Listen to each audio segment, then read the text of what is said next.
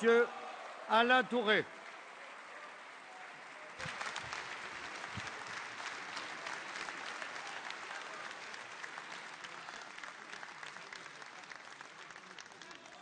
Monsieur le Premier ministre, Madame le garde des Sceaux, Madame la ministre, Monsieur le rapporteur, mes chers collègues, mon cher président de l'Assemblée, depuis quelques mois, la majorité est attaquée de toutes parts. On nous reproche de nous intéresser simplement aux faits sociétaux, de ne pas nous intéresser à la situation économique et sociale du pays. Nous répondons avec force par cette loi. Et je réponds simplement ceci.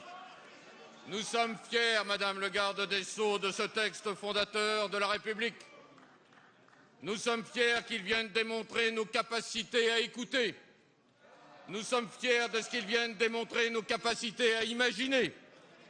Nous sommes fiers de ce qu'il vienne démontrer nos capacités à riposter et nos capacités à remédier à l'injustice.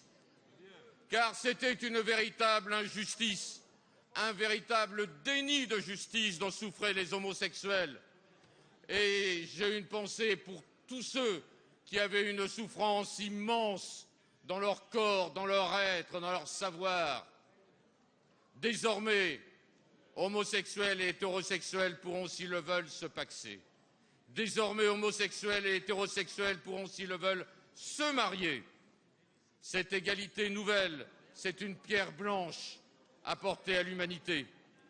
Nous avons renforcé le mariage républicain. Nous avons renforcé l'adoption, qui reste encore le grand échec de notre vie en société. Tout cela s'est fait, Monsieur le Premier ministre, dans le vacarme, dans les cris et les huées de la rue, chauffés au rouge par certains d'entre nous qui n'ont pas compris qu'ils minaient les bases mêmes du pacte républicain. On nous a accusés d'être des assassins d'enfants, rien que cela. Un pas de plus a été franchi par rapport à la période, pourtant bien sombre, qui a prévalu lors de l'adoption du Pacs. Et pourtant, personne ne reviendra sur ce texte. Nulle part dans le monde, on a abrogé les textes sur le mariage pour tous. Même dans l'Espagne conservatrice, qui a conforté les lois de 2005 voulues par Zapatero. Dire le contraire, comme le fait encore la droite, c'est vouloir entretenir le tumulte et le fracas. La droite est-elle revenue contre l'avortement? Non. La droite est-elle revenue contre la peine de mort? Non. La droite est-elle revenue contre le Pacs? S'il Non. vous plaît, allez, La droite est-elle revenue sur le divorce par consentement mutuel? Non. À l'évidence, la droite n'abrogera pas ce texte de progrès, ni par la loi, ni par le référendum. Ce texte, Madame le garde des Sceaux, a pourtant ses limites. Il ne prévoit ni la PMA, ni la GPA, et nous l'avons fait savoir avec force. Nous ne souhaitons pas que le Comité national d'éthique se prononce en faveur de la PMA. Et nous nous opposerons de toutes nos forces à la gestation pour autrui, cette marchandisation insupportable du corps humain.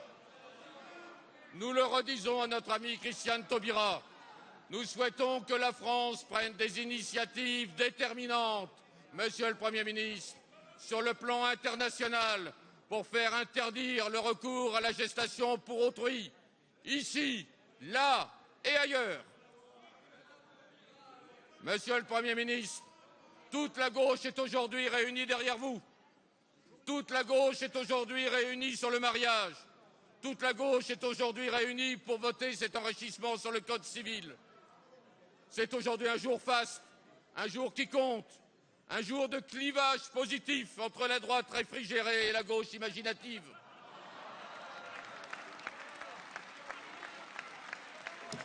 Une droite, par ailleurs, Monsieur le Premier ministre, décomplexée, terme si cher à Monsieur Copé, décomplexée car elle vote des amendements communs avec le Front National.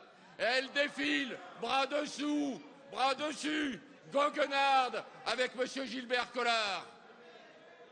Alors oui, avec le groupe RRDP, avec les radicaux, épris de l'esprit de l'encyclopédie, soyons fiers de ce texte.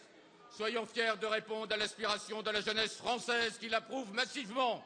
Soyons fiers, Monsieur le Premier ministre, d'avoir apporté notre pierre à ce surplus d'humanité. Merci, Monsieur Touré.